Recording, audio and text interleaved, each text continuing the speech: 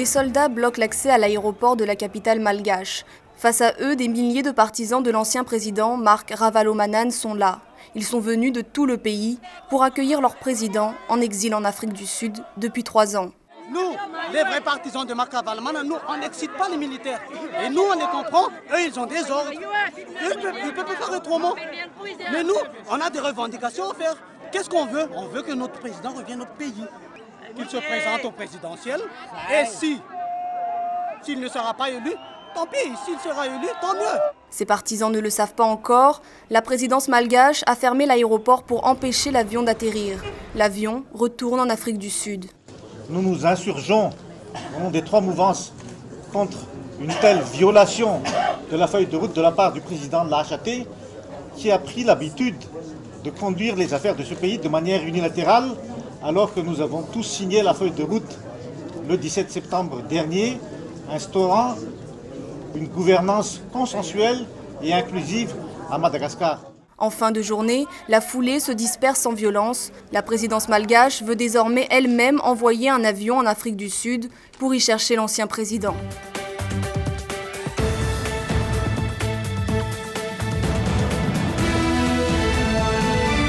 Plus de 10 personnes blessées à l'arme blanche ont été dénombrées au cours d'affrontements entre pro-Gbagbo et pro-Ouattara, venus empêcher la tenue d'un meeting du Front populaire ivoirien. La persistance des jets de pierre a contraint la police ivoirienne, appuyée par la force onusienne, à disperser la foule par des jets de gaz lacrymogène. Ces affrontements interviennent au moment où le processus de réconciliation a été amorcé. En visite à Abidjan en début de semaine, la secrétaire d'État américaine Hillary Clinton a appelé un dialogue inclusif inter-ivoirien. Des militants du FPI ont été agressés avec des pierres et une grenade lacrymogène à la place Figayo à Yopougon, où ils se sont massés pour le meeting dit « rentrée politique ».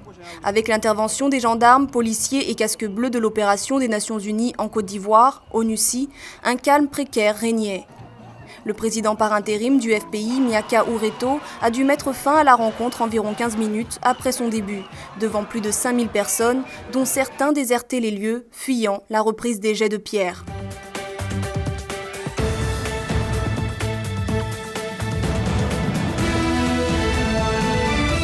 De 141 naira le litre, soit 450 francs CFA, le prix de l'essence est passé au Nigeria à 97 naira, soit environ 300 francs CFA le litre. Une revue à la baisse de 30% du prix du carburant au Nigeria qui n'a pas encore changé le coût de l'essence dans le secteur informel au Bénin.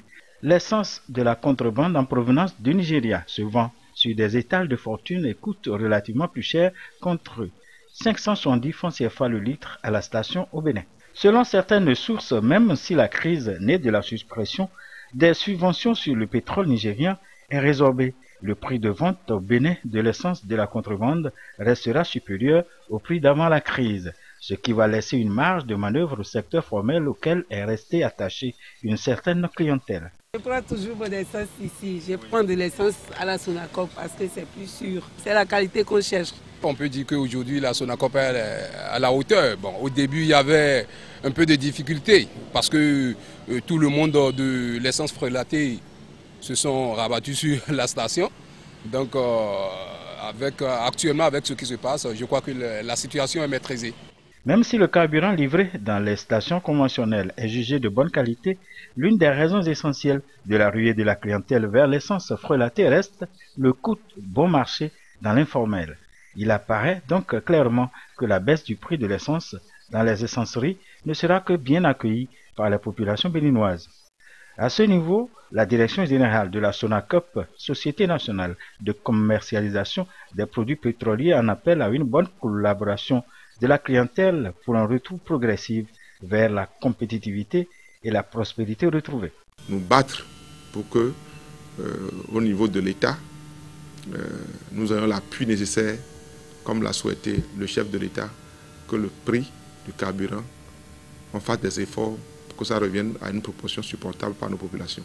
Il faut signaler que la mercuriale dressée par le coût de l'or noir dans la sous-région ouest africaine ne laisse pas le Bénin au bas du tableau. Alors que le litre d'essence est vendu à 600 francs CFA au Togo voisin, le même litre d'essence est cédé contre 774 francs CFA en Côte d'Ivoire. Comparaison n'est pas raison, dit-on souvent.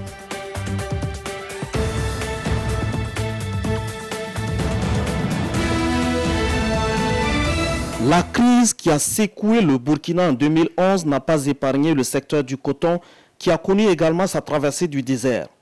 Au mois de juin et de juillet, des producteurs avaient appelé au boycott de la production, jugeant les prix des intrants trop élevés et le prix d'achat du kilogramme de coton assez bas par rapport aux prix qui sont proposés dans des pays voisins comme le Mali.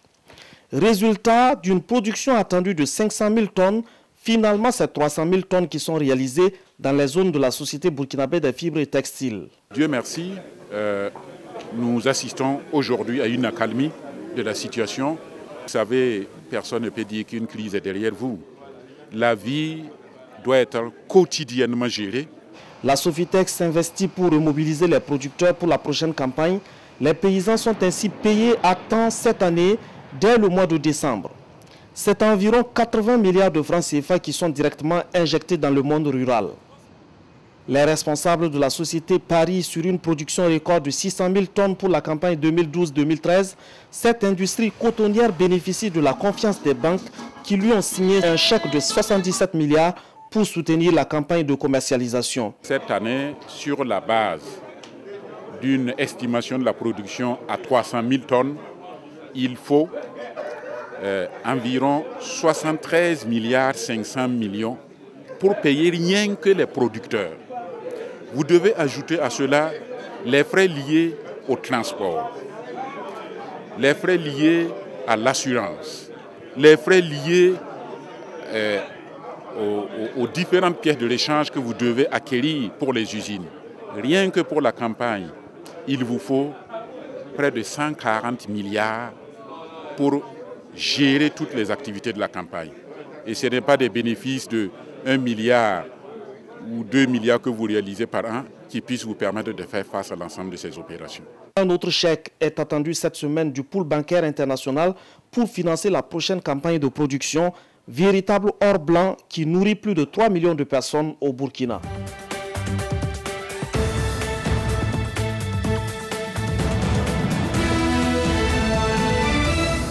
Gilets de sauvetage enfilés, matériel de pêche préparé, pirogues équipées de hors-bord. Une gamme de logistique mise à la disposition de ces pêcheurs. Ils doivent expérimenter les connaissances acquises de la formation sur l'assimilation des nouvelles techniques de pêche. Pour le faire, une partie de pêche sur le fleuve Congo suffit. L'objectif n'est pas d'apprendre à pêcher, mais d'échanger d'expériences et d'améliorer leur rendement de pêche. La pêche et l'aquaculture continentale en République du Congo devraient s'arrimer à la modernité. Une modernité qui impose aux pêcheurs d'utiliser les techniques de pêche modernes, précisément le filet de trémaille. Il y a 2 armailles de chaque côté et il y a une nappe pêchante qui est là. Voilà. Donc le principe de ce filet, c'est à la différence de ce que vous avez l'habitude d'utiliser, qui est un filet droit, donc à une seule nappe. C'est un filet qui est à la fois sélectif, parce que vous pouvez constater que ce sont des mailles de 100 qui tirées, des mailles de 50, et à la fois qui attrape tout. Sélectif en quoi? Sélectif parce que les petits poissons de petite taille vont passer à travers, mais les poissons de taille commercialisable vont être pris. Les explications du formateur assimilé, ces pêcheurs venus des 4 coins du Congo embarquent à bord des pirogues afin de réaliser une partie de pêche. Assis sur les bordures du fleuve Congo, Elo Matson Mampouya, ministre congolais de la pêche et de l'aquaculture, suit ces pêcheurs expérimenter les connaissances acquises. Sa réaction. Je constate que les pêcheurs dans leur ensemble se réjouissent de la tenue de cet atelier qui leur permet de s'approprier les nouvelles techniques de pêche et ils quittent là évidemment les filets traditionnels pour des filets plus adaptés à la pêche, à une pêche moderne. Et c'est donc des filets trémailles qu'on a présentés ici, des filets droits et même des palangres qui leur permet donc d'augmenter la production dans le respect effectivement des règles d'une pêche responsable qui garantissent une gestion durable. Cette séance pratique participe du renforcement des capacités des pêcheries congolaises.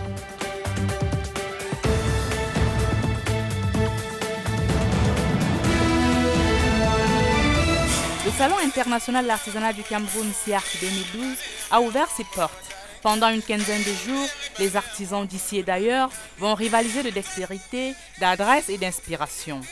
L'esplanade de l'hôtel de ville de Yaoundé abrite l'illustre événement. Des matériaux divers sont exploités de fort belle manière, comme cette salle à manger baptisée Sanaga Maritime. Je travaille dans la sculpture, dont nous transformons des meubles de récupération. Ces meubles de récupération, c'est quoi? C'est les rejets que nous récupérons dans la forêt et que nous transformons, nous redonnons une vie qui n'existe pas.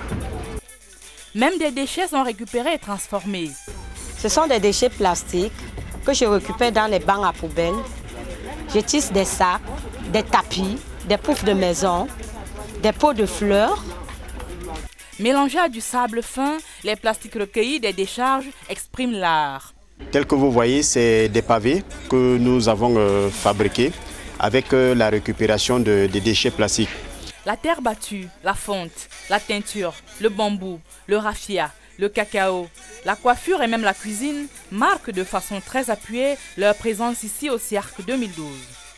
De manière artisanale, cette ressortissante de l'Est du Cameroun, de Messamena précisément, explique comment elle transforme le cacao. Ça, c'est le caramel de cacao. À base de cacao, des fèves de cacao, on les grille, puis on enlève les peaux, on prépare comme nous faisons l'arachide au caramel.